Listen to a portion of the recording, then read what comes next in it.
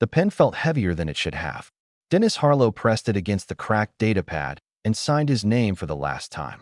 40,000 credits. That was all it cost to own 3 kilometers of metal floating at the edge of known space. The Galactic Commerce Authority agent would not look at him. She kept her eyes on the table, on the walls, on anything except the old human sitting across from her. "Congratulations," she said. Her voice was flat. "Waypoint Station is now yours." Dennis was 62 years old. He had spent 40 years hauling cargo between stars. His back hurt. His knees ached. He wanted nothing more than to spend his remaining years running a small salvage operation in some quiet corner of the galaxy. Waypoint Station seemed perfect. It orbited a dying brown dwarf far from busy trade routes. No neighbors. No noise. Just peace. "Why so cheap?" Dennis asked. The agent finally looked at him. Just for a moment. Remote location. High maintenance costs. The usual reasons. She was lying. Dennis had hauled cargo long enough to know when someone was hiding something. But he was tired of asking questions. Tired of being careful. He just wanted his quiet life. The shuttle dropped him at the main airlock 2 days later. Dennis stood alone in the darkness as the small ship flew away. Its engines grew quiet. Then silent. Then gone. He was alone. The station was larger than he expected. 3 kilometers of corridors and chambers and cargo bays. Most of it was dark. Power had failed in many sections decades ago. Dust covered every surface. The air tasted old and dead, but the central systems still worked. Life support, gravity, basic lighting. Someone had maintained them. Or something had. Dennis told himself it was automatic. Stations like this had backup systems that could run for centuries. Nothing strange about it. He set up his living quarters in a small room near the command center. He unpacked his few belongings. He made himself dinner from packed rations. He sat in the silence and listened to the station breathe. Old stations made noise. Metal expanded and contracted. Pipes carried water and air. Machines hummed in distant rooms. Dennis knew these sounds. They were normal, but there were other sounds too. On his first night, Dennis heard something in the sealed sections. A scraping noise, like something heavy being dragged across metal floors. It lasted for several minutes. Then it stopped. He told himself it was nothing. Debris shifting. Old equipment falling. Stations settled over time. The next morning, he began his inspection. The station had been abandoned for 37 years according to official records. No explanation was given. The previous owners had all sold quickly, always at a loss. Some had simply disappeared. Dennis found their belongings in various rooms. Clothes left in closets. Books on shelves. Personal items scattered as if the owners had left in a hurry. Or had not left at all. He searched the computer systems for answers. Most files were corrupted or deleted. But he found fragments. References to something called Containment Protocol 17. Mentions of a research project. Warnings about dimensional instability. None of it made sense. On his third night, Dennis woke to silence. Complete silence. The station had stopped breathing. No hum of machines. No whisper of air through vents. Nothing. He lay in darkness and listened. Then he heard it. Footsteps. Slow and careful. Moving through the corridor outside his door. They stopped. Started again. Stopped. Dennis grabbed his flashlight and opened the door. The corridor was empty. But the dust on the floor was disturbed. Something had walked there. Something with feet that left no clear shape. He followed the trail. It led him down 2 levels to an interior airlock. The door was sealed. Had been sealed for decades according to the rust on its hinges, but the scratches on its surface were fresh. Deep gouges in the metal, made by something with claws or fingers. Made from the inside. Dennis stepped back. His heart pounded. His hands shook. He was not alone on this station.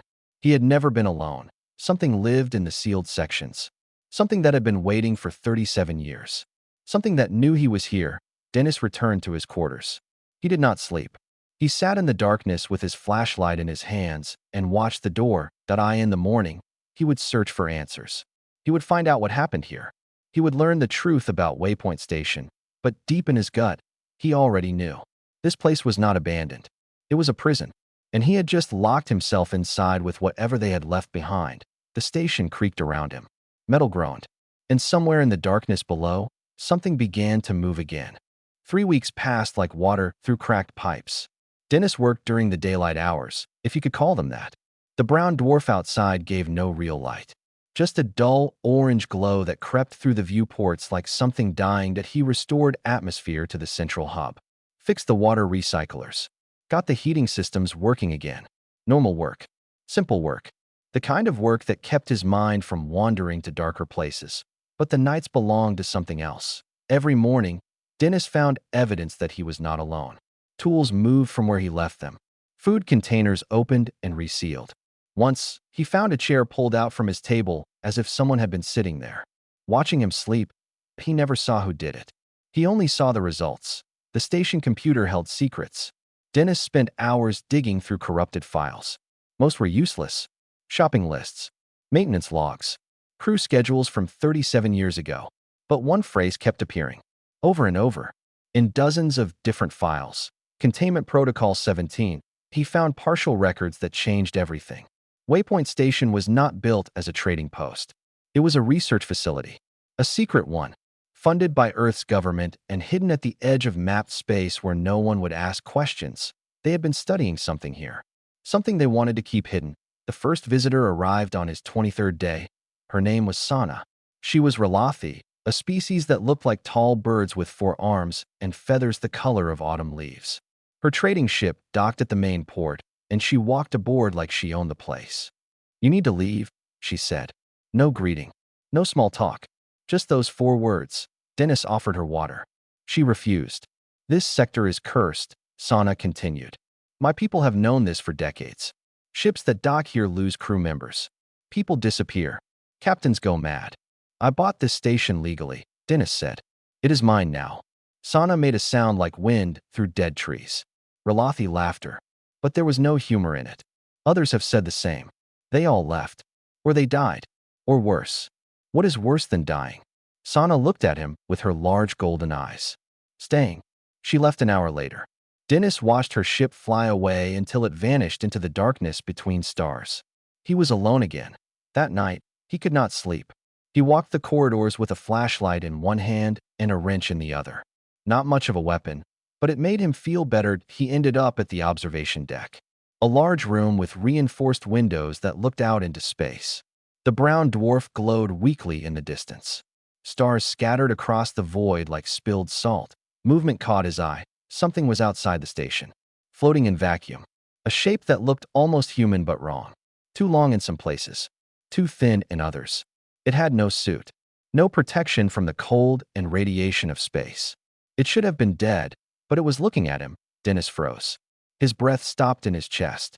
The shape drifted closer to the window, close enough that he could see where its face should have been. There was nothing there. Just smooth darkness. It raised one hand and pressed it against the glass from outside. Dennis ran. He did not stop until he reached his quarters. He locked the door and pushed his bed against it. He sat in the corner with his wrench and waited for morning. Nothing came for him. Nothing broke down the door. But he heard sounds all night. Scraping on the hull. Tapping on the walls. Like something trying to get in. Or trying to get his attention. When morning came, Dennis made a decision. He would not run. He had nowhere to go. No money for another home. No family waiting for him somewhere safe. This station was all he had. If something lived here with him, he would find it. He would learn what it was. He would understand why it had been left here and what happened 37 years ago. That he gathered his tools and his courage. He walked to the sealed sections where the scratches marked the doors. He took a deep breath. Then he began to open them. Rust screamed as the airlock door opened for the first time in 37 years. Dennis stepped through with his flashlight, cutting lines through the darkness. Stale air rushed past him, carrying smells of decay and something else. Something electric. The sealed sections were different from the rest of the station. Cleaner in some ways, dirtier in others. Walls covered with symbols he did not recognize. Equipment he had never seen in any cargo manifest. This was not a storage area. This was something else entirely. He found the first body on level 2. It was human. Or it had been. Time had turned it into bones and dried skin. A woman in a white coat with a name tag that read Dr. Yael Brennan. She had died sitting against a wall with a datapad clutched in her skeletal hands. Dennis took the datapad. The battery was dead, but he could charge it later. First, he needed to understand what happened here. He kept going down. The official plans showed 2 levels below the main station. Dennis found 3. The 3rd level did not exist on any map. Someone had built it in secret, and someone had sealed it away. Evidence of panic filled every corridor. Personal belongings scattered on the floor. Meals left on tables, now covered in mold. A child's toy floating in a zero-gravity pocket where the artificial gravity had failed. People had left this place in a hurry. Or they had tried to leave. Dennis found a laboratory at the center of the hidden level. Massive machines lined the walls. Cables thick as his arm ran across the floor. In the middle of the room stood a ring, 10 meters wide, made of metal so black it seemed to absorb light. The ring was still active. A faint hum came from deep inside it. Like a heart beating in the darkness. Movement. Dennis spun. His flashlight caught something retreating around a corner. Fast. Too fast for something human. Wait, he called out. His voice echoed in the empty space. I am not here to hurt you. Silence answered him, but he followed the path where the shape had disappeared. The corridor led to a smaller room filled with strange equipment. Devices covered in dust. Screens that showed nothing but static. They were waiting for him there. Dozens of shapes filled the room. They stood in shadows where his flashlight could not reach. He could see the edges of them. The outlines. Bodies that seemed to shift between solid and smoke. Faces that had no features. Hands with too many fingers. Dennis felt fear like ice water in his veins. His legs wanted to run. His heart wanted to explode. But he did not move. He had come too far to run now. What are you? He whispered. The shapes did not speak. They did not make any sound at all. But suddenly Dennis felt something in his mind. Not words. Emotions. Raw and powerful and not his own. Fear. Loneliness. Pain. So much pain. And hope. Fragile and desperate and aimed directly at him. They showed him memories. Images that flashed through his mind like lightning. Humans in hazmat suits working around the black ring. The ring opening. Light pouring through from somewhere else. Shapes emerging. Beings from another place. First contact. Not with aliens from another planet. With entities from another dimension entirely. The humans had welcomed them at first. Studied them. Learned from them. But then something changed. Orders came from Earth. The entities could not be controlled. Could not be used as weapons. They were too different. Too strange. They were sealed away. Dennis saw the devices activate. Pain generators that kept the entities trapped in this level. Unable to leave. Unable to die. Just existing in constant agony for 37 years. The memories faded. Dennis found himself on his knees. Tears ran down his face. Tears that were not entirely his own. They left you here, he said. They locked you in and they left you to suffer. The entities moved closer. Not threatening. Just wanting to be near something alive. Something that could see them. Hear them. Know they existed. Dennis understood now. The scratches on the doors. The sounds in the night. The shapes in the vacuum. They had been trying to communicate with every owner. Trying to tell their story. But fear and misunderstanding had driven everyone away. He was the first one to listen. I am sorry, Dennis said. I am so sorry for what they did to you. The entities surrounded him. Their presence felt like warmth and sorrow mixed together. They did not blame him. They did not blame all humans. They just wanted the pain to stop. A new emotion touched his mind. Warning. Urgent and sharp. Something was coming. Something that would end everything. Dennis looked up. Through the ceiling. Through the metal and the darkness. He could feel it now. A ship dropping out of hyperspace. Coming to this station. Coming to make sure the secret stayed buried forever. Dennis sat in darkness, surrounded by beings from another dimension. They waited. Patient. Ancient. Tired beyond human understanding, that he charged the datapad he had taken from the dead scientist. Dr. Yael Brennan. The screen flickered to life, and her logs began to play. Her voice filled the silence like a ghost returning home. Day one of contact. They came through the portal peacefully. They communicate through emotions. They mean us no harm. Dennis listened. The entities pressed closer. They remembered her. Day 47. Command wants us to study their military applications. I told them these beings are not weapons. They are refugees. Their dimension is dying. They came here looking for sanctuary. The logs continued. Weeks turned into months. Hope turned into despair. Day 93. Orders received. Project Threshold is canceled. The entities will be contained permanently. I tried to argue. I tried to explain. They are living beings. They feel pain. They feel fear. But no one listens anymore. The final log was dated 37 years ago. They are activating the containment devices. I cannot stop them. I can only hide this record and pray someone finds it. Someone who will listen. Someone who will care. These beings did nothing wrong. They trusted us. And we betrayed them. The recording ended. Silence returned. Dennis looked at the entities around him. Refugees. Not monsters. Not threats. Just living things from a dying home who had made the mistake of trusting humans. Why me, he asked them. Why show me all this? They answered with emotions. Images. Feelings. Every previous owner of this station had been chosen carefully. People with no families. No connections. No one who would miss them. The government sold the station cheap to attract desperate buyers. Then they monitored from afar that if the entities escaped, the owner would trigger failsafes. If the owner discovered the truth, they would be silenced. It was a system designed to maintain the secret forever, but Dennis was different. He had not run when he saw them. He had not attacked. He had asked questions. He had listened. For the first time in 37 years, someone had treated them like beings instead of problems. I am just an old cargo hauler, Dennis said. What can I do against a government that locked you away? The entities showed him another memory. The ship approaching. A Galactic Authority cruiser. Official on the outside. Something darker underneath that IT was coming to perform maintenance. Dennis knew what that meant. They would wipe the station. Destroy all evidence. Kill him. Kill the entities. Make sure the truth never escaped. How long do we have? The answer formed in his mind. 12 hours. Maybe less. Dennis stood up. His old bones ached. His heart pounded. He was scared. More scared than he had ever been in 62 years of life. But he was also angry. These beings had done nothing wrong. They had come in peace. They had trusted humans. And humans had repaid that trust with torture and imprisonment. Dennis Harlow had spent his whole life following rules. Being careful. Staying out of trouble. He had never fought for anything.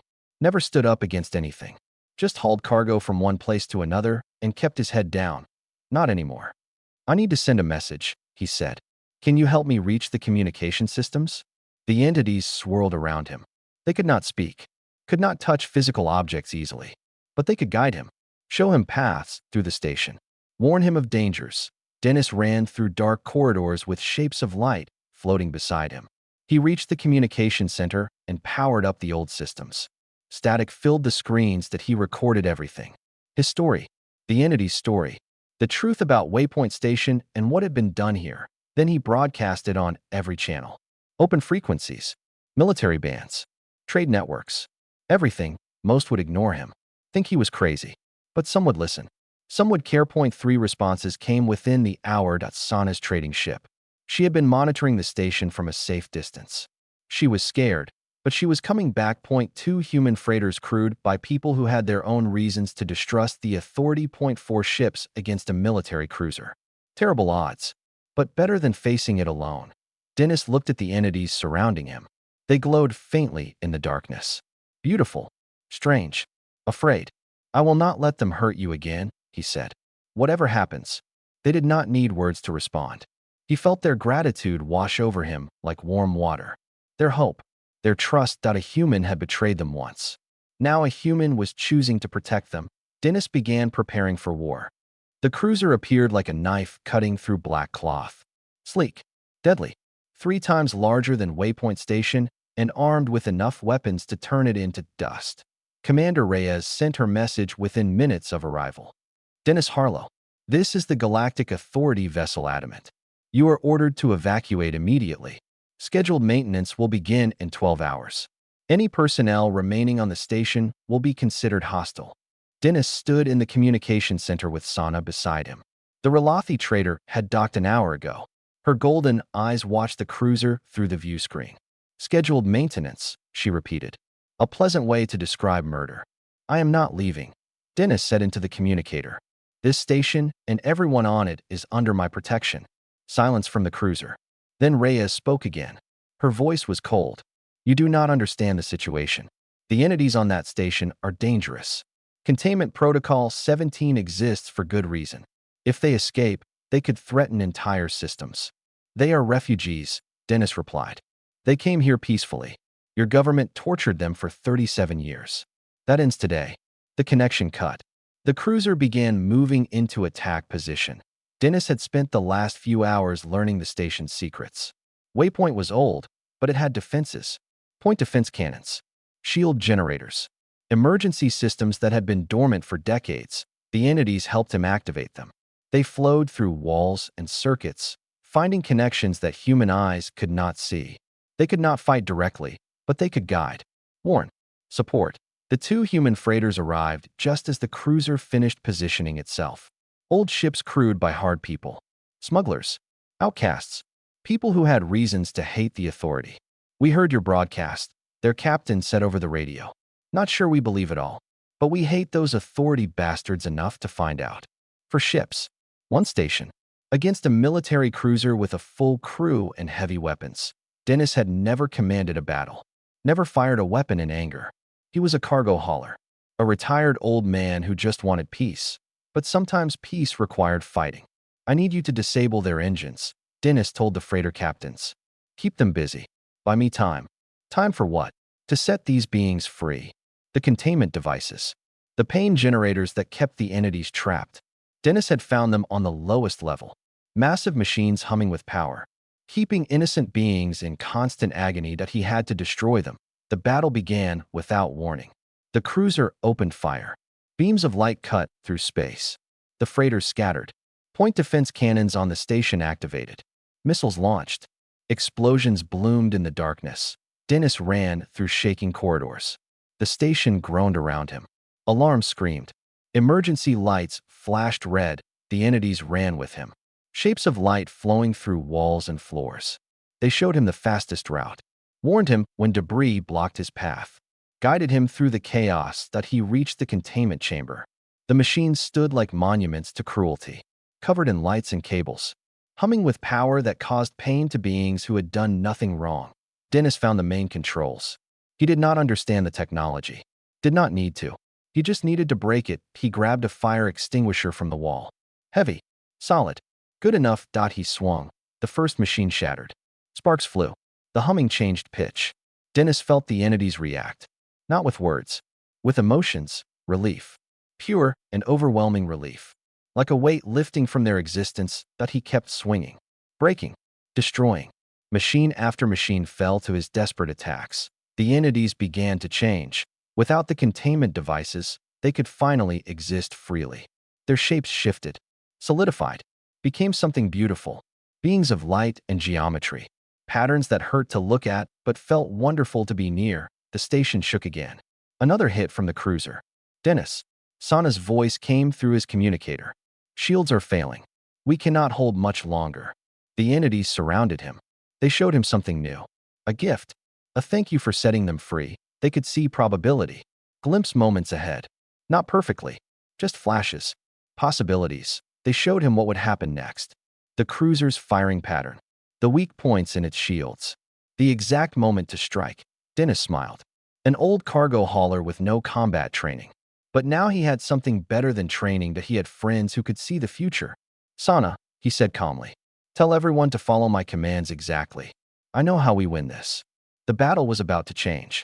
Fire bloomed across the void as the adamant launched everything it had. Missiles streaked toward the station.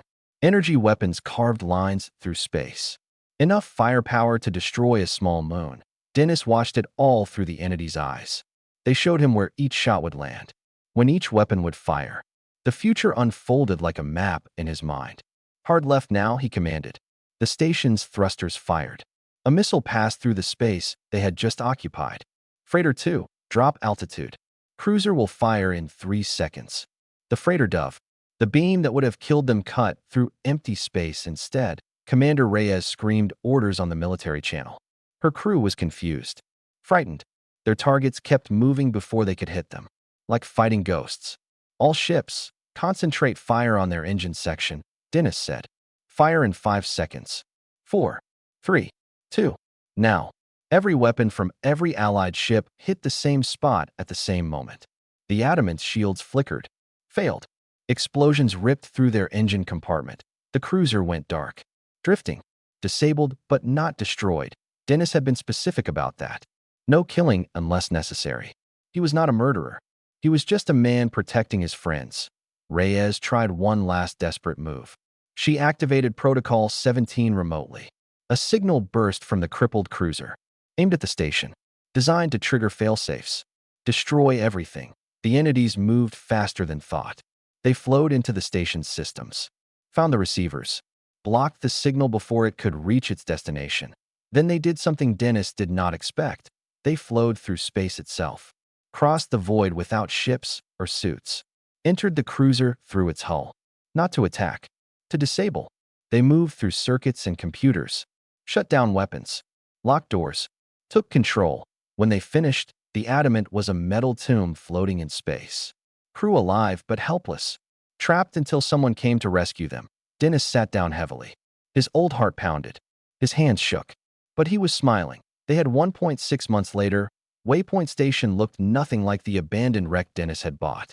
Fresh paint covered old rust. New systems hummed with power. Ships came and went daily. The truth had spread across 13 systems. Dennis's broadcast. The entity's story. Evidence of what Earth's government had done 37 years ago. Some species were horrified. Others argued the containment was justified. Debates raged across the galaxy. But one thing was certain. The secret was out. There would be no more hiding. Commander Reyes faced trial for her role in the cover-up. She claimed she was following orders. The courts would decide her fate. Dennis did not attend the hearings. He had other things to do. Waypoint Station became something new. A sanctuary. A meeting place. A bridge between species. The entities served as translators and mediators. They could feel emotions directly, understand intentions that words could not express. When alien species argued, the entities helped them see each other clearly, find common ground. They had wanted sanctuary. Instead, they found purpose. Dennis watched them work from the observation deck. They had names now. Human approximations of concepts too complex for human language. Gentle Dawn, Patient Light, Quiet Hope. Names given with love by the old cargo hauler who had set them free. Sana joined him often. The Relathi trader had not left after the battle. She stayed, helped, became the station's primary trade coordinator. She called Dennis her friend. He called her family. A small fleet of ships orbited the station. Traders, diplomats, curious travelers, people who wanted to see the miracle for themselves. Beings from another dimension living peacefully among humans and aliens alike. A visiting ambassador asked Dennis a question that day. A large creature with scales and too many eyes, representing a species that had watched humanity from afar for centuries. We always wondered, the ambassador said, how humans survived your violent world, your wars, your chaos, your endless conflicts. Dennis thought about it, about the entities who had trusted humans and been betrayed, about the government that chose fear over compassion, about the scientists who tortured innocent beings because they were ordered to, but also about Dr. Brennan who tried to protect them, about the freighter crews who came to help, about Sana who returned despite her fear, and about himself, a tired old man who chose to fight because it was right. We survive, Dennis said slowly, because some of us always choose to help, even when it is hard, even when it is dangerous. We fail often. We hurt each other. We make terrible mistakes. But there are always enough of us who try to do better. The ambassador considered this. That is not a satisfying answer, it said. Dennis laughed. No, but it is the true one. Gentle dawn floated nearby. The entity pulsed with warm light. Happy. Content. Home at last. Dennis Harlow had bought an abandoned starport looking for peace. Instead, he found a prison, a secret, a war, and in the end, he found something better than peace. He found family.